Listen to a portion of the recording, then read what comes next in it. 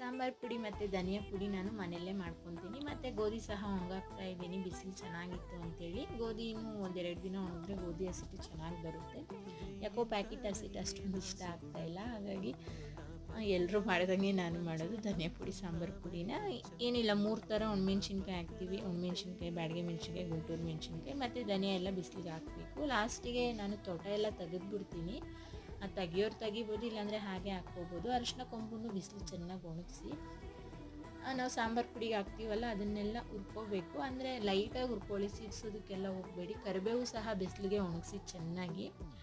ಧನಿಯಾ ಪುಡಿ ಫಸ್ಟ್ ಹಾಕ್ಸ್ಬಿಟ್ಟು ಆಮೇಲೆ ಸಾಂಬಾರು ಪುಡಿ ಹಾಕ್ಸ್ತೀವಲ್ಲ ಅದೆಲ್ಲ ಹಾಕ್ಸ್ಬಿಟ್ಟು ಲಾಸ್ಟಿಗೆ ಇನ್ನೇನು ಆಗೋಗುತ್ತೆ ಅನ್ನೋ ಅಷ್ಟರಲ್ಲಿ ಅಕ್ಕಿ 1 ಲೋಟ ಹುರ್ಕೊಂಡು ಚೆನ್ನಾಗಿ ಅದನ್ನು ಲಾಸ್ಟಿಗೆ ಹಾಕಿ. ಯಾಕಂದರೆ ಮಿಷಿನ್ಗೆಲ್ಲ ಮುಚ್ಕೊಂಡಿರುತ್ತಲ್ಲ ಪುಡಿ ಎಲ್ಲ ನೀಟಾಗಿ ಬಂದುಬಿಡುತ್ತೆ ಅಂತೇಳಿ. ತೊಗರಿಬೇಳೆ ಸಹ ಹಾಕ್ಬೋದು ಲಾಸ್ಟಿಗೆ.